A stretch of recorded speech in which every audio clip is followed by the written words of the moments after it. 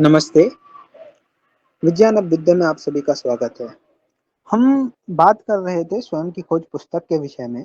तो ईश्वर को या स्वयं को समझने के लिए सबसे पहले तो हम हैं क्या? लोग कहते हैं हम मनुष्य हैं। तो मनुष्य को ही समझना पड़ेगा मनुष्य क्या है। तो मनुष्य को यदि हम समझते हैं तो मननशील है वह मनुष्य है, ये स्पष्ट है। मन धातु है, मननशील है जो मनुष्य है, ठीक है। आप मननशील है लेकिन आप एक प्राणी हैं। तो यहाँ पर हमें पहले तो मनुष्य का क्या योगदान है या फिर क्या भूमिका है इस सृष्टि में, यह समझना होगा। मनुष्य हमेशा इस भ्रम में रहता है कि वह सबसे शक्तिशाली है, वह कुछ भी कर सकता है। यही नास्तिकतावाद को जन्म देता है। तो वह सोचता है कि सब कुछ वह कर सकता है, उसके पास असीम मस्तिष्कीय क्षमता है, सब कुछ है उसके पास जो वह करना चाहे। तो यहाँ पर एक बात आती है कि जैसे वो खुद मानते हैं, जैसे आज के जो आधुनिक विज्ञान में, कि वो क्रमशः विकास हुआ है। तो क्रमशः विकास में आप इतना सोचिए कि जब तक मनुष्य नहीं बना था, हालांकि वैदिक सिद्धांत में भी ये आएगा कि सृष्टि के साथ मनुष्य नहीं था। कोई भी इस बात के लिए स्वीकार नहीं करेगा कि सृष्टि का उत्पत्ति हुई वैसे ही मनुष्य की होगी। कोई भी इस बात को स्वीकार नहीं करेगा, क्योंकि हिरण्यगर्भ सूक्त में भी आता है कि जो भी मैंने उत्पन्न किया है सभी को, है ना। तो विस्तार से, उसके विस्तार से सब कुछ उत्पन्न हुआ है। तो विस्तार एक साथ नहीं होता, वो धीरे धीरे धीरे हुआ है विस्तार, है ना। तो इस तरीके से ये सब कुछ हुआ है। तो हमें समझना होगा कि जब तक मनुष्य का निर्माण नहीं हुआ, क्या ये संसार अस्तित्व में नहीं था? क्या यहाँ की व्यवस्थाएं नहीं चल रही थी? क्या यहाँ पर कुछ भी नहीं हो रहा था? क्या सूर्य जैसे मान लीजिए पृथ्वी पर ही मनुष्य नहीं आया अभी, तो क्या पृथ्वी सूर्य की परिक्रमा नहीं लगा रही रही थी? क्या चंद्रमा पृथ्वी का चक्कर नहीं लगा रहा था? क्या नहीं हो रहा था कि सब कुछ? क्या गुरुत्वाकर्षण नहीं था? क्या जो भी हमारे, चाहे आप इन्हें कणाद ऋषि का कह लीजिए, गति के नियम है जो, वो नहीं थे? या फिर अन्य चीजें नहीं थी? कौन सी चीजें थी जो नहीं? मनुष्य की हमें भूमिका समझनी है क्या है। क्या खाद्य श्रृंखला में आपका कोई विशेष योगदान है? आप करते क्या ना? आप उत्पादक हैं, जो आपके बिना व्यवस्था नहीं चलेगी। आप तो अंतिम उपभोक्ता है ना। आप लेते हैं, पेड़ पौधों से लेते हैं, और जो मांसाहारी है वो मांसाहारियों से भी मांस ले रहे हैं, शाकाहारियों से भी ले रहे हैं, है ना। तो आप कर क्या रहे हैं ना? आप उत्पादक हुए बाद में। आपने कृषि की, आप उत्पादक भी हुए, लेकिन अंतिम वैसे देखा जाए तो है तो उत्पादक प्लांट पादप ही, आप तो नहीं है। आप एग्रीकल्चर कर रहे हैं, कृषि कर रहे हैं, लेकिन अल्टीमेट तो जो प्रोडक्शन दे रहा है वो प्लांट ही दे रहा है, पादप ही दे रहा है। आपकी जो खेती है, जो उपज है, वही दे रही है। ठीक है। तो मनुष्य का अपना कोई योगदान नहीं। और ऐसा भी नहीं है कि आपके जो उगाए हुए से ही सारा संसार पल रहा हो, है ना। आप किसी को खाने को लिए नहीं देते आप, बल्कि कोई कीड़ा आएगा, कोई चिड़िया आएगी, तो आप उनको मारने के लिए हमेशा तैयार रहते हो, है ना। तरह तरह के कीटनाशी और उनका आप छिड़काव करते हो। आप समझ गए कि आपके बिना यह सृष्टि चलेगी, और चल रही है, और भविष्य में भी चलेगी, और चली थी जब आप नहीं थे, जब भी चल रही थी। तो ये स्पष्ट है, इसमें कोई भ्रम नहीं होना चाहिए। तो अब आपको पता चल गई होगी जिसे कहते हैं औकात, कि क्या औकात है मनुष्य की।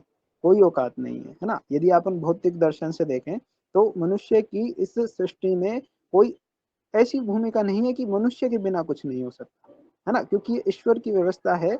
ईश्वरीय व्यवस्था बिना मनुष्य के भी चलेगी। अब बात यही आती है कि ईश्वर का औचित्य, मतलब ईश्वर ने क्यों मनुष्य को जन्म दिया, क्यों मनुष्य जाति की उत्पत्ति की। अब ये बहुत बड़ा प्रश्न खड़ा होता है। तो आप स्वयं सोचिए, जो आप कर रहे हैं आज, इसके लिए आपकी उत्पत्ति की क्या? आपके बिना तो संसार वैसे भी बढ़िया चल रहा है, आप तो इसको बिगाड़ रहे हो, है ना। तरह तरह की चीजें आप अपनी सुविधा के लिए लाके बिगाड़ ही तो रहे हो इसको। तो आपको इसे बेहतर कैसे बनाना है ना। तो बेहतर बनाने के लिए हम कहते हैं कि जो श्री राम थे, श्री कृष्ण थे, वेदों के जीवंत रूप थे। यह सभी बोलते हैं, है ना, कि वो वेद के अनुकूल उन्होंने अपना राज्य स्थापित किया, वेद के अनुकूल ही उन्होंने जीवन जिया। तो वह वेद के आदर्श प्रतिमान है। तो ईश्वर ने वेद रूपी ज्ञान दिया सबको। तो किस लिए दिया? इसीलिए दिया कि सब वेद के, जो वेद के आदर्शों को अपनाए। और श्री राम और श्री कृष्ण में हम क्षमताओं से यहाँ तुलना नहीं कर रहे, हम विचारों से और व्यक्तित्व से तुलना कर रहे हैं कि उनकी तरह इन गुण धर्मों को अपनाएं, है ना। ऐसे ही वेदों से ही उपवेद बने, है ना। आयुर्वेद की खोज हुई, धनुर्वेद की खोज हुई, आयुर्वेद में भी आगे आकर चरक संहिता, सुश्रुत संहिता, वाग्भट्ट आदि बहुत सारे, अष्टांग हृदय, बहुत सारी चीजें खोज हुई। धनुर्वेद भी आगे विकसित हुआ। ऐसे ही बहुत सारी चीजें विकसित हो गई। ज्योतिष है जो, वो विकसित हुआ। सब चीजें विकसित होती चली गई। तो यह आपको पड़ता है, जान पड़ता है कि कुछ ना कुछ बात है कि वेद से ये सारी चीजें निकली है ना। अल्टीमेट सोर्स सब इनका वेद ही बताते हैं, इसके अलावा कोई अन्य स्रोत आपको बताने से तो नहीं रहा, है ना? कि अन्य स्रोत भी इसका कोई हो सकता है क्या? तो वेद से ही सारी चीज़ें निकली हैं, वेद से ही हमारी संस्कृति है जो वेद पे ही निर्भर करती है। तो जब ये सब हो रहा है तो अल्टीमेट हम समझ सकते हैं कि जो वेद ईश्वरीय ज्ञान है तो वो किस लिए दिया गया? तो इन सब खोजों के लिए दिया गया, ये मान सकते हैं क्योंकि इसी से ये निकली हैं।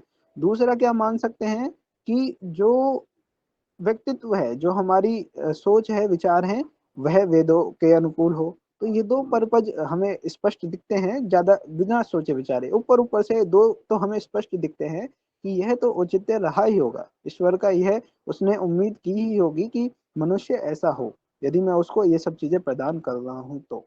अब विचार करना है कि हम उनमें से कितना कर रहे हैं, है ना? व्यक्तित्व तो अपनी जगह ठीक है, लेकिन व्यक्तित्व से इस सृष्टि का भला तो होगा नहीं, है ना? हम मनुष्य जाति का भला कर सकते हैं, अपना भला कर सकते हैं, ठीक है। सृष्टि का भला तो व्यक्तित्व से नहीं होने वाला, है ना? सृष्टि का भला करने के लिए हमें सृष्टि को समझना होगा। आर्यभट्ट जी भी इस बात को कहते हैं कि भई मैंने इस ज्ञान रूपी समुद्र में से, है ना, जो अच्छा ज्ञान था उसे चुन-चुन के निकाला, उसे ढूँढा। समझ रहे हैं? तो यहाँ से आप समझ सकते हैं कि वे सभी ईश्वर के ही भक्त हैं। उन्होंने अपनी पूरी जीवन एक कुछ कुछ खोजों के लिए दे दिया, जिससे भला हो कुछ, है ना? कुछ हम समझ पाएँ। ईश्वर को समझने के लिए सब चीज़ें आवश्यक है ना?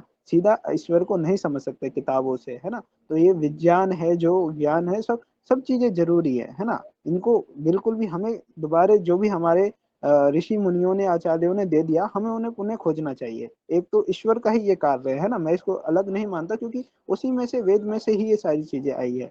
तो एक कार्य ये हो गया, दूसरा कार्य हो गया हमारा व्यक्तित्व, है ना? व्यक्तित्व जब किसी दिशा में बढ़ जाते हैं, है ना? किसी रास्ते पर निकल जाते हैं, तो व्यक्तित्व अपने आप बनता जाता है। तो एक रास्ते को पकड़िए, जो स्वयं की खोज है, उसी से ही विज्ञान अभ्युदय की स्थापना हुई है कि जो विज्ञान है, जो ऋषि-मुनियों, आचार्यों का सपना है, वह पुनर्स्थापित हो, उन्हें जागृति की ओर पहुँचे। जितना भी उन्होंने दिया है, वो तो हम अचीव करें ही, वो तो हम सीखें ही, उसके आगे भी हम उसको क्रमशः बढ़ाए जाएँ। तो इस विचारधारा को दिमाग में रख के, ईश्वरीय कार्य को दिमाग में रखकर, हमें स्वयं की खोज यानी दोनों विषयों पर बढ़ना है। और तभी हम आगे चलकर ईश्वर को समझ पाएँगे और स्वयं को भी समझ पाएँगे। स्वयं से हम, हमसे राष्ट्र। धन्यवाद।